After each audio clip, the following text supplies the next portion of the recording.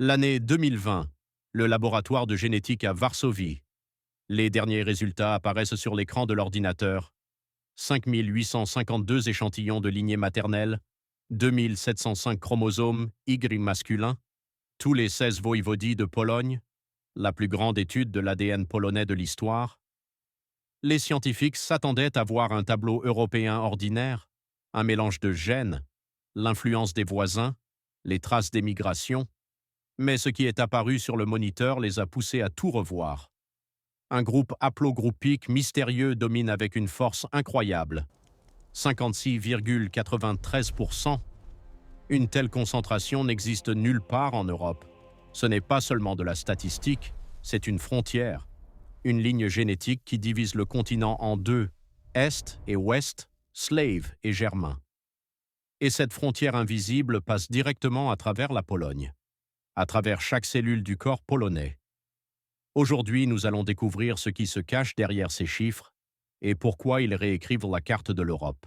Aujourd'hui, nous allons aborder 4 points clés qui bouleverseront votre compréhension de l'origine des peuples européens. Tout d'abord, nous découvrirons ce qu'est la frontière génétique Est-Ouest et pourquoi elle passe précisément par la Pologne. R1A contre R1B, Slave contre Germain, deux Européens à un niveau moléculaire. Deuxièmement, nous plongerons dans le mystère de l'origine des Slaves. Sont-ils subitement arrivés au VIe siècle, comme l'affirment les chroniques, ou ont-ils vécu ici pendant des millénaires? La génétique donne une réponse choquante. Troisièmement, nous examinerons le paradoxe de l'ADN polonais. Comment une nation reste-t-elle génétiquement homogène après 11 millions de personnes déplacées, d'innombrables guerres et partitions?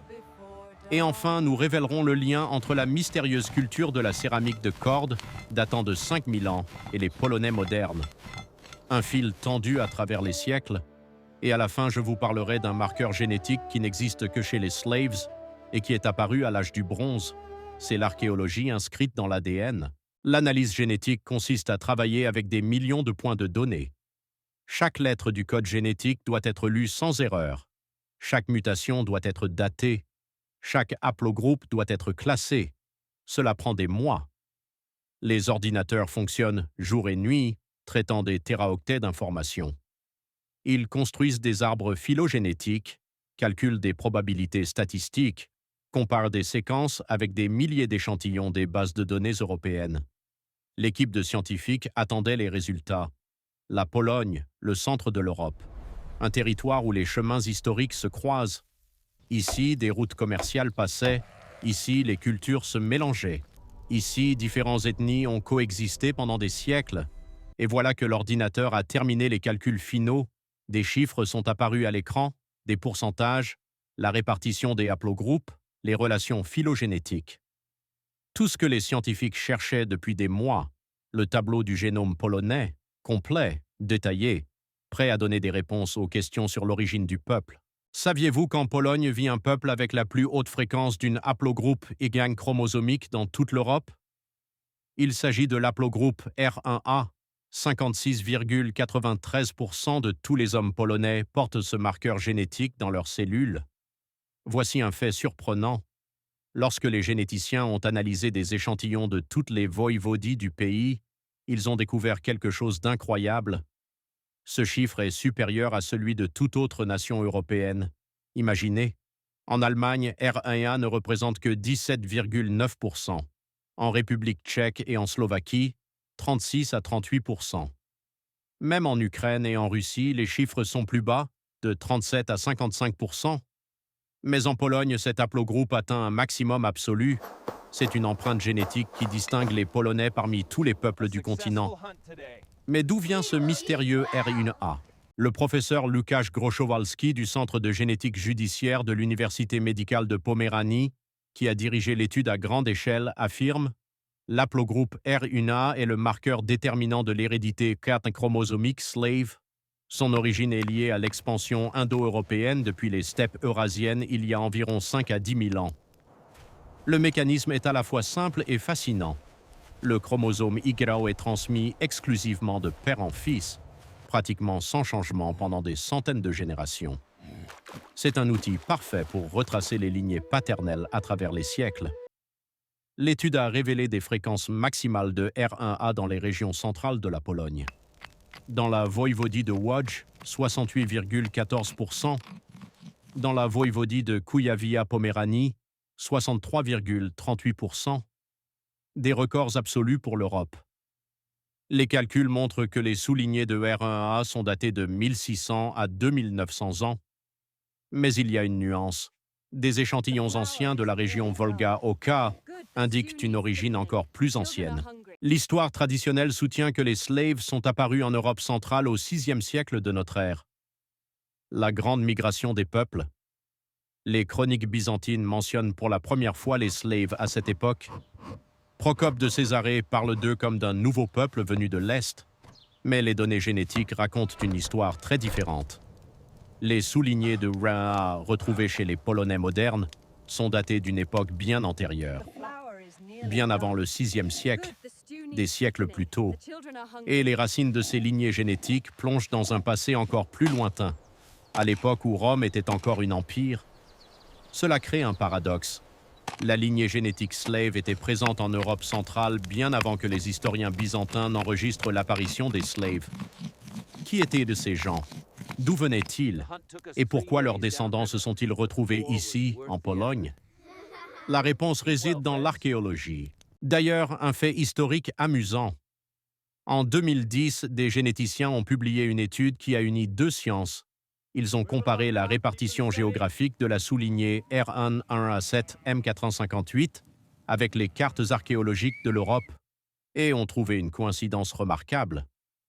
L'ère de cette sous-lignée coïncidait presque parfaitement avec le territoire de l'ancienne culture de la céramique de Cordes, une culture archéologique de l'âge du bronze qui a existé entre 5500 et 4500 ans. L'article a qualifié cela de remarquable correspondance géographique. Il s'est avéré que la répartition moderne des gènes slaves reproduit la carte dessinée par les archéologues à partir des fragments de céramique vieux de 5000 ans. La génétique et l'archéologie racontaient la même histoire. Une histoire sur le fait que les porteurs de la culture de la céramique de Cordes étaient les ancêtres directs des Slaves modernes, et la plus haute concentration de leurs descendants se trouvait précisément en Pologne. Cela nous amène à la question suivante. Et maintenant, examinons ce qui se trouvait sur le territoire de la Pologne avant l'arrivée des porteurs de R1A, avant l'âge du bronze, avant la culture de la céramique de Cordes, avant l'expansion indo-européenne, prêt pour une découverte qui nous ramène 10 000 ans en arrière. En deuxième position de fréquence dans le génome polonais se trouve l'aplogroupe I, 15,71%. Près de 16% des hommes polonais modernes portent cette lignée européenne ancestrale dans leurs cellules. L'aplogroupe I n'est pas un héritage slave, c'est quelque chose de beaucoup plus ancien, paléolithique. La trace des chasseurs-cueilleurs de la dernière période glaciaire, des gens qui vivaient en Europe il y a plus de 10 000 ans, à une époque où les glaciers commençaient à peine à reculer, quand les mammouths erraient encore dans la toundra, quand il n'y avait ni agriculture ni élevage, juste la chasse, la cueillette et la survie. Et ces anciens Européens n'ont pas disparu. Ils n'ont pas été exterminés par des arrivants de l'Est. Ils sont devenus une partie de ce peuple que nous appelons aujourd'hui polonais. Voici des chiffres concrets qui forment un tableau incroyable. L'étude de 2705 hommes polonais a montré l'aplogroupe 1 est réparti inégalement à travers le pays. Et cette répartition raconte sa propre histoire.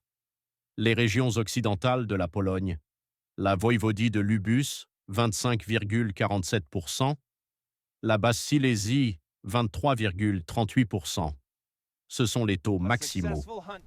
Près d'un quart de la population porte l'ancienne lignée paléolithique, mais regardons les régions orientales, la voïvodie de Podlachie, 19,9%, également des pourcentages élevés, comparons maintenant avec les voisins. La Slovaquie, 27%, la République tchèque, 28%, l'Allemagne, 23,6%. Tous les voisins occidentaux et méridionaux de la Pologne ont une fréquence de l'aplogroupe point supérieure à la moyenne polonaise de 15,71%, mais la Lituanie, seulement 10,4%, un pourcentage un peu plus bas que celui de la Pologne. Que signifie cela? Les Polonais se trouvent à la frontière de deux zones génétiques anciennes, ouest européenne, où la population paléolithique s'est maintenue dans une plus grande mesure, et est européenne, où elle est moins présente. Imaginez le territoire de la Pologne moderne à l'époque post-glaciaire.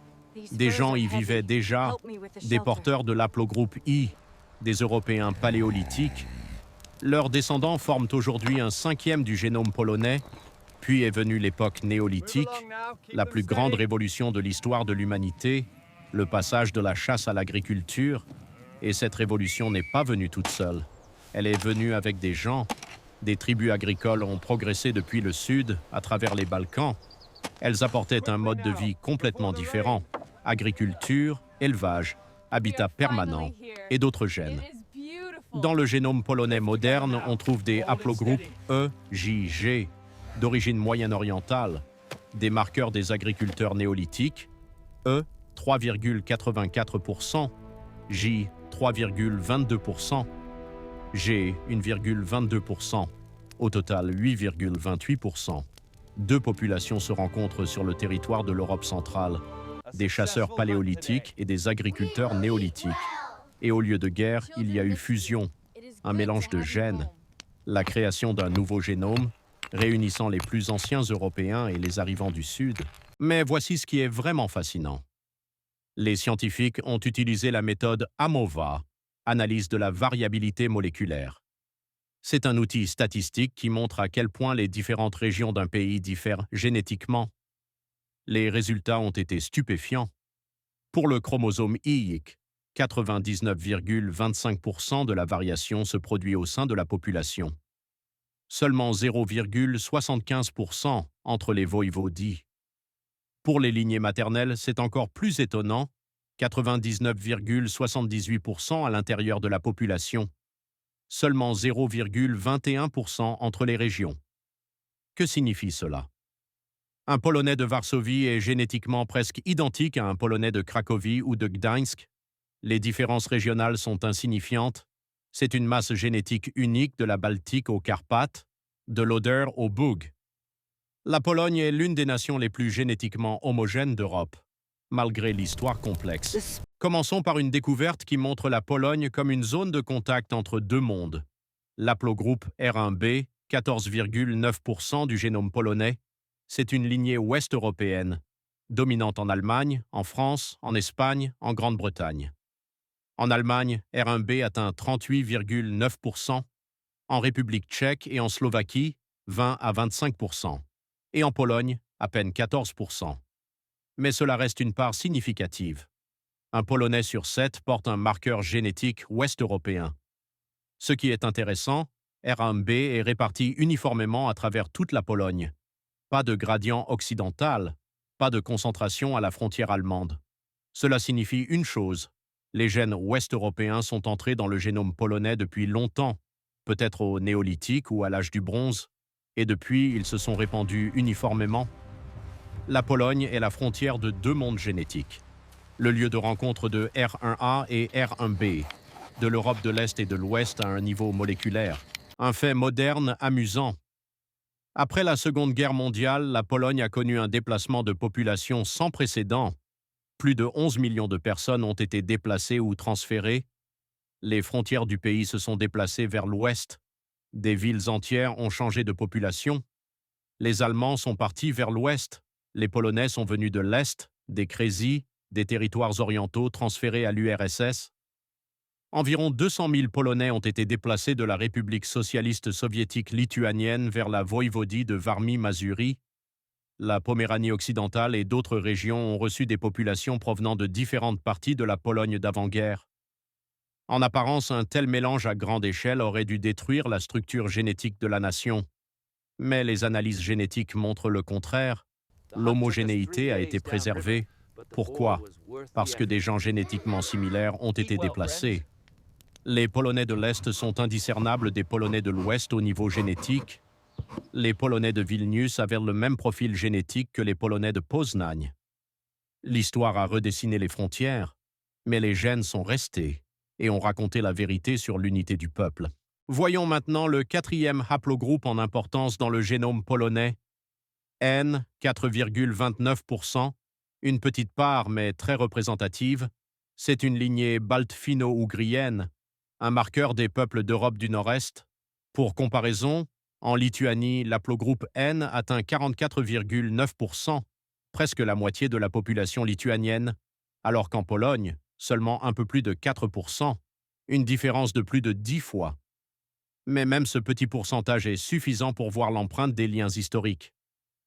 L'union polono-lituanienne a existé du XIVe au XVIIIe siècle, 500 ans d'existence commune de l'État, des mariages dynastiques, des migrations, le commerce entre les régions, des campagnes militaires où Polonais et Lituaniens combattaient côte à côte. Tout cela a laissé une trace génétique, 4,29%. C'est la mémoire de cette époque où la République des deux nations unissait les mondes slaves et baltes sous une même couronne. Une histoire qui donne la chair de poule. En 2019, un groupe international de scientifiques a terminé l'analyse des lignées maternelles de la population polonaise, l'ADN mitochondrial transmis exclusivement de mère à enfant. 4 haplogroupes principaux constituaient 82,38% de toutes les lignées maternelles. H, 43,42%. U, 20,6%. J, 9,77%. T, 9,13%. Mais la principale découverte résidait dans les détails. Les scientifiques ont trouvé des sous-lignées spécifiques aux slaves. H5A2, une haplogroupe presque exclusivement slave, datée de 2500 à 5000 ans. U4A2, U5A2A, U5A2B, datant de 6 à 7000 ans. Et voici ce qui est frappant. La répartition de ces sous-lignées maternelles coïncide avec la répartition de la sous-lignée paternelle R1A1A1M458. Les lignées maternelles et paternelles s'étaient développées ensemble. Ce n'était pas une expansion guerrière des hommes, c'était la migration de familles entières. Alors, que avons-nous appris sur l'ADN polonais? Les Polonais représentent le résultat de 3 anciennes vagues de migration. La première, les chasseurs paléolithiques avec l'aplogroupe I, 15% de la génétique moderne, les plus anciens Européens. La deuxième, les agriculteurs néolithiques du Moyen-Orient, haplogroupe E, J, G, 8%. La troisième, les éleveurs indo-européens de l'âge du bronze, haplogroupe R1A, 57%. Ces 3 vagues ont créé un profil génétique unique. La Pologne se trouve à la frontière de 2 mondes. Ici, R1A atteint son maximum pour toute l'Europe. Ici, l'Est slave rencontre l'Ouest germanique, à un niveau moléculaire. Mais ce qui est le plus frappant, c'est l'homogénéité génétique, plus de 99% de la variabilité à l'intérieur du peuple. 11 millions de personnes déplacées après la guerre n'ont pas détruit l'unité. Les Polonais restent une population génétique unique de la Baltique aux Carpates. La Pologne n'est pas simplement un pays sur la carte, c'est le maximum génétique du monde slave. Le point de concentration maximale de l'ancienne lignée indo-européenne. Et maintenant, réfléchissez à ceci. Si les gènes des porteurs de la culture de la céramique de corde, qui vivaient il y a 5000 ans, dominent encore dans le génome polonais, que cela dit de la nature de l'identité nationale? Nous avons tendance à penser au peuple comme à des communautés en constante évolution. Conquête, migration, mélange des cultures. Mais la génétique raconte une autre histoire. Une histoire de stabilité étonnante au milieu du chaos historique. Un Polonais moderne de Varsovie est génétiquement plus proche d'une personne ayant vécu à l'âge du bronze sur le même territoire que de son contemporain de Berlin ou de Paris. 5000 ans d'histoire, guerre, empire, religion, n'ont pas effacé cette empreinte génétique. Les frontières sur les cartes ont changé des centaines de fois. Des États sont apparus et ont disparu. Mais les frontières génétiques restent stables pendant des millénaires. La Pologne se trouve à la frontière de 2 Européens, non pas par la volonté des politiciens, mais par la volonté des anciennes migrations inscrites dans chaque cellule. Peut-être que ce que nous appelons l'identité nationale n'est pas seulement culture, c'est aussi un écho du passé dans le présent. Et maintenant, à ce que je vous ai promis au début. Une découverte génétique qui renverse les idées sur l'origine des slaves. En 2013, un groupe international de généticiens a terminé une grande étude. Ils ont analysé les séquences complètes du génome mitochondrial des peuples slaves. Ils cherchaient à répondre à la question principale: d'où viennent les Slaves? Les résultats ont réfuté la théorie traditionnelle. Les scientifiques ont découvert des marqueurs génétiques slaves datés bien avant le début du Moyen Âge, des milliers d'années plus tôt. Les auteurs de l'étude ont formé une conclusion révolutionnaire. Les données indiquent que les ancêtres des Slaves étaient des peuples autochtones d'Europe centrale et orientale, et non des envahisseurs du début du Moyen Âge.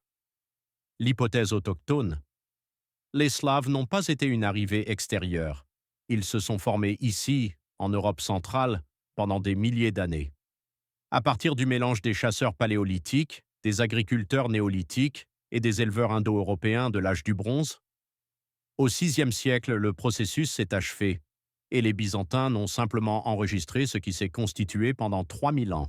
Et que pensez-vous, ces découvertes changent-elles votre perception de l'origine des peuples européens? Si l'hypothèse autochtone est vraie, alors la version traditionnelle de la grande migration des slaves au VIe siècle se révèle être un mythe. Faut-il réécrire les manuels scolaires? Corriger les théories académiques? Quelle source d'information sur le passé est la plus fiable?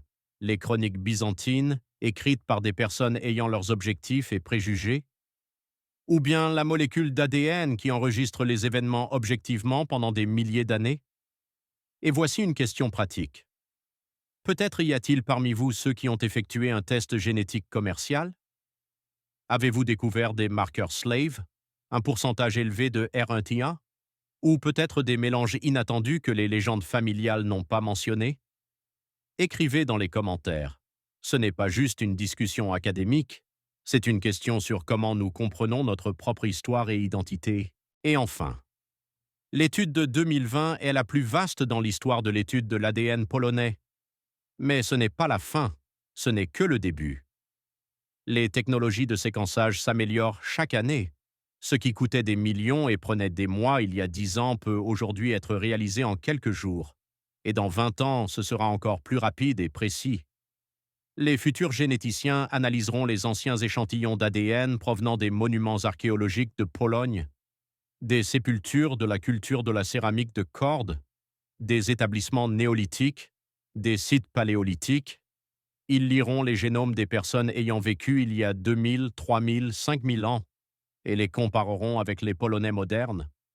Peut-être découvriront-ils des soulignés que nous ne voyons pas aujourd'hui. Des détails sur des migrations demeurant un mystère, des liens entre les peuples que nous ne soupçonnons pas. L'ADN conserve plus d'informations que nous ne savons actuellement comment lire. Chaque cellule est une bibliothèque de l'histoire, et nous avons seulement commencé à l'étudier. L'histoire du peuple polonais n'est pas encore entièrement racontée.